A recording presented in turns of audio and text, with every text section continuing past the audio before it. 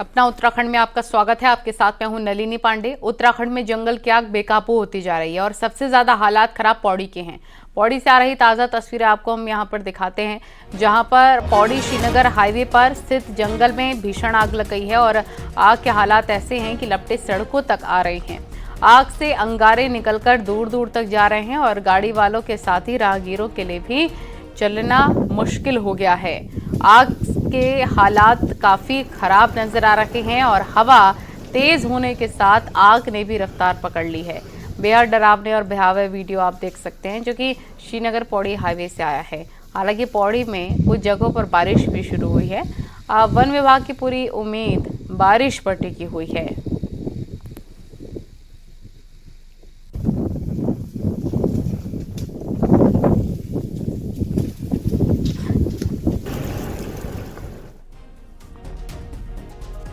CM Pushkar Singh Dhami पूरी तरह से आग को लेकर मोर्चे पर डटे हुए हैं और सीएम ने अपने सभी चुनावी दौरे स्थगित कर दिए हैं। बुधवार को मुख्यमंत्री सचिवालय में जंगलों की आग के रोकथाम के लिए क्या प्रयास किए जा रहे हैं, इसकी समीक्षा करेंगे। इसके अलावा गर्मियों के मद्देनजर पीने के पानी की समुचित व्यवस्था, आगामी मानसून सीजन की तैयारियों की भी समीक्षा की जाएगी। वहीं सीएम धामी 4 धाम यात्रा की तैयारियों की भी समीक्षा करेंगे। मीटिंग के बाद सीएम रुद्रप्रयाग जाएंगे, जहां वो ग्राउंड जीरो पर यात्रा व्यवस्थाओं का जायजा लेंगे। जंगलों की आग पर सीएम धामी ने कहा कि सरकार हर मोर्चे पर काम कर रही है। सीएम धामी ने कहा कि सेना की सहायता लेने के साथ ही अधिकारियों को भी ग्राउंड जीरो पर पहुंचकर आग पर काबू पाने के निर्देश दिए गए हैं। आग हमारे लिए बड़ी चुनौती है और इसके शांत करने के लिए, वनाग्नि को शांत करने के लिए, आग बुझाने के लिए सभी विकल्पों पर हम काम कर रहे हैं।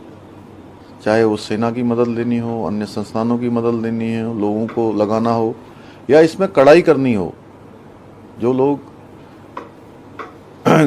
इसको जो है कहीं पर भी आग लगाने में शामिल हैं, उनके खिलाफ कड़ी कार्रवाई करनी हो, वो सभी विकल्पों पर हम काम कर रहे हैं। हमारा लक्ष्य है कि जल्दी से जल्दी हम इस पर काबू पाएं। उत्तराखंड में जंगल की आग पर सीएम धामी पूरी तरह से एक्शन में है। लगातार अफसरों को भी निर्देश दे रहे हैं और अब तो सारे कार्यक्रम रद्द करके मोर्चे पर डट चुके हैं, लेकिन सरकार के बाकी मंत्री मुस्तैद नजर नहीं आ रहे।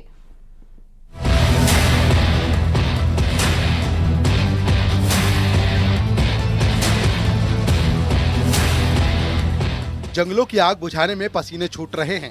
आग आफत बन चुकी है। आपदा जैसे हालात को कंट्रोल करने के लिए हर जिले को 5-5 करोड़ रुपए दिए गए हैं। चुनाव प्रचार के बीच सब प्रोग्राम रद्द करके मुख्यमंत्री पुष्कर सिंह धामी बुधवार सुबह मीटिंग करने वाले हैं। पर आफत के इस वक्त में सरकार के 7 कैबिनेट मंत्री नदारद हैं। आग से पहाड़ी जिलों के जंगल जल रहे हैं, लेकिन प्रभारी मंत्रियों का अता पता नहीं है। मंत्री धन सिंह, गणेश जोशी, सतपाल महाराज दूसरे राज्यों में दिन रात प्रचार में लगे हैं। मंत्री प्रेमचंद अग्रवाल उत्तराखंड में हैं। मंत्री सुबोध उनियाल असम में हैं। मंत्री सौरभ बहुगुणा पैर में चोट के चलते बेड रेस्ट पर हैं। तो मंत्री रेखा आर्य भी उत्तराखंड में ही हैं। जो मंत्री चुनावी रथ पर सवार होकर प्रचार कर रहे थे, अब ऐसा क्या हुआ कि किसी को आग की आपदा नजर नहीं आ रही? यही सब कहते हुए पूर्व मुख्यमंत्री हरीश रावत ने सवाल खड़े किए हैं। इनके मंत्रीगण तो बारिश करवाना तो छोड़िए या आग बुझाना तो छोड़िए, शब्दों से भी आग नहीं बुझा रहे हैं, शब्दों की बारिश भी नहीं कर रहे हैं। कहाँ इनके मंत्रीगण? ये तो आग के डर से है। ऐसा लग रहा है जैसे सारा मंत्रिमंडल कहीं सेफ कॉर्नर में चला गया है। और मैं इनसे कहना चाहता हूँ, भैया तुम्हारे सबसे प्रिय स्थल जो है, जो खनन पट्टे हैं और जो है जो क्रशर हैं, अब तो आग वहां तक भी पहुंच रही है। आप तो चेतो। अल्मोड़ा में 4 लोग आग से झुलसकर मर गए। पौड़ी में एक महिला ने दम तोड़ दिया। बागेश्वर में झुलसे हुए मरीजों का इलाज चल रहा है, लेकिन एक भी मंत्री किसी का हाल जानने नहीं पहुंचा। मंत्रियों के हाल पर उठे सवाल पर बीजेपी का जवाब सुनिए। देखिए, सरकार की पूरी मशीनरी वनाग्नि के नियंत्रण के लिए, चाहे अन्य किसी भी प्रकार के कार्य हों, सारी मशीनरी काम में जुटी हुई है और माननीय मंत्रीगण भी इस कार्य के लिए लगातार विभागीय अधिकारियों के साथ संपर्क में हैं, उनके साथ समीक्षा बैठक कर रहे हैं। उत्तराखंड में जंगलों की आग कंट्रोल करने के लिए मुख्यमंत्री को मोर्चा संभालना पड़ा है। सेना की मदद तक की बात आ रही है, लेकिन सरकार के मंत्री आफत के इस वक्त में कहीं नजर नहीं आ रहे, जो बेहद ही चौंकाने वाला है। दीपांकर भट्ट, न्यूज़ 18, देहरादून।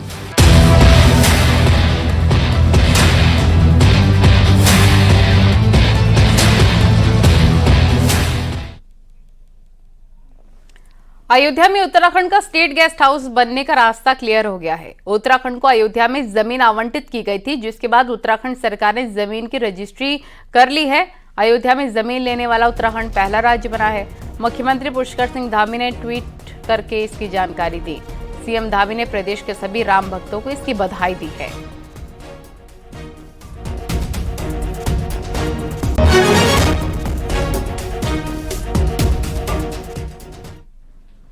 पिथौरागढ़ में आदि कैलाश के लिए शुरू की गई हेली सर्विस का विरोध तेज होने लग गया है।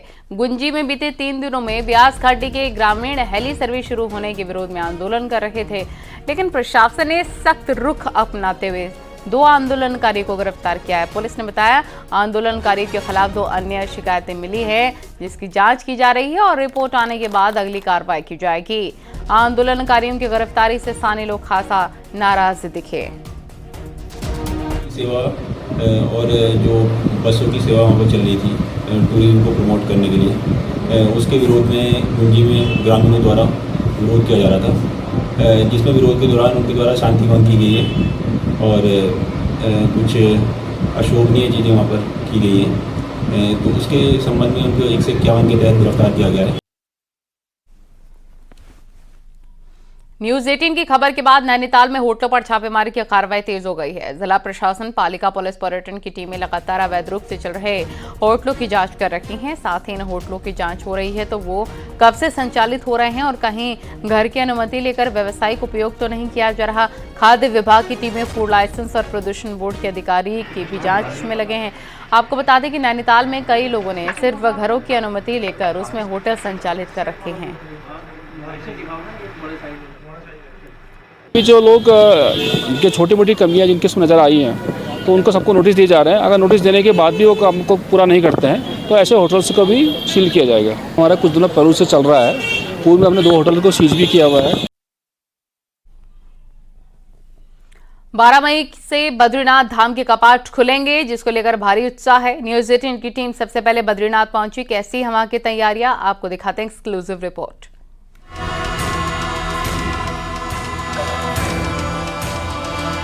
बद्रीनाथ धाम की यात्रा का सबसे मुख्य पड़ाव जोशीमठ है।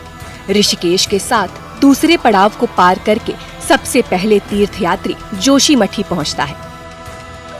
जोशीमठ में भगवान नरसिंह की पूजा अर्चना होती है, तभी चारों धाम की यात्रा सफल मानी जाती है। वहीं यात्रा को लेकर लोगों में उत्साह है। जोशीमठ के तमाम होटल की बुकिंग फुल हो चुकी है, जिससे कारोबारी भी खुश है। सारे नगर जहाँ जहाँ यात्री ठहरते हैं, पूरी व्यवस्था लोगों ने ठीक ठाक कर दी है। प्रशासन सड़क मार्ग पर पूरा ध्यान दे रहा है। मैं समझता हूँ कि प्रत्येक वर्ष यात्रा बढ़ती रही है। इस वर्ष आगे यात्रा बढ़ेगी। बद्रीनाथ धाम की यात्रा में इस बार सड़क मार्ग काफी बेहतर हो चुके हैं। सड़कों को ठीक कर दिया गया है। कुछ जगहों पर परेशानी जरूर है, लेकिन उन्हें भी दुरुस्त किया जा रहा है। अगर बात करें तो नेशनल हाईवे बिल्कुल सुचारू है। इस बार कोई भी ग्लेशियर पॉइंट आपको नहीं मिलेगा और जो ग्लेशियर हैं भी रास्ते में वो तेज़ी के साथ पिघल रहे हैं। इस समय देखिए हम यहाँ पे, ये पहला ग्लेशियर पॉइंट है बद्रीनाथ धाम का और हम इस समय यहाँ पे मौजूद हैं। तो यहाँ पे जो ग्लेशियर है वो तेज़ी के साथ पिघल रहा है, क्योंकि गर्मी भी धीरे धीरे अब बढ़ने लगी है। हालांकि जब बद्रीनाथ धाम में मौसम थोड़ा सा बदल रहा है तो ज़रूर सुबह शाम तापमान में गिरावट दर्ज की जा रही है। बद्रीनाथ धाम में तीर्थयात्री भी पहुंचने लगे हैं और सभी बद्री विशाल के कपाट खुलने का इंतजार कर रहे हैं। देख रहे हैं कि काफ़ी डेवलपमेंट का काम चल रहा है, जो कि एक मेरे को लगता है कि और 2 साल बाद तो बहुत ही काया पलट हो जाएगी। जैसे काशी विश्वनाथ का हुआ है और अपना अयोध्या का हुआ है, तो इसका भी पूरा डेवलपमेंट दिख रहा है सामने। सड़कें काफ़ी अच्छी हुई है, हमने देखा है जगह जगह पे काम भी चल रहा है और जहाँ पे या तो कहीं रास्ते ख़राब है तो ऑलरेडी प्रशासन की तरफ से काम चालू ही है। तो हम उम्मीद करते हैं कि इस बार रास्ते अच्छे मिलेंगे हमें। बद्रीनाथ धाम में तीर्थ पुरोहित, पंडा समाज और स्थानीय हकूकधारी भी यात्रा को लेकर तैयारियों में जुटे हैं। 12 मई को बद्री विशाल के कपाट खुलने हैं। ऐसे में सभी लोग यात्रियों के स्वागत के लिए तैयार हैं। देखिए सर, यात्रा तो इस बार बहुत बढ़िया यात्रा होने वाली है और जहाँ तक व्यवस्था की बात है तो प्रशासन और स्थानीय जो व्यापारी लोग हैं सभी लगे हुए हैं और पिछले एक हफ्ते से मैं देख रहा हूँ कि काफ़ी मात्रा में लोग यहाँ पे आए हैं। बद्रीनाथ धाम में मास्टर प्लान के काम चल रहे हैं और बद्रपुरी को भव्य और दिव्य रूप दिया जा रहा है। तो आप सभी को इंतजार है कि भगवान बद्री विशाल के कपाट 12 मई को खुलेंगे और उसके बाद ग्रीष्मकाल के लिए चारों धाम की यात्रा शुरू हो जाएगी। नितिन सेमवाल, न्यूज 18, बद्रीनाथ धाम। और यहाँ रुकेंगे एक छोटे से ब्रेक के लिए।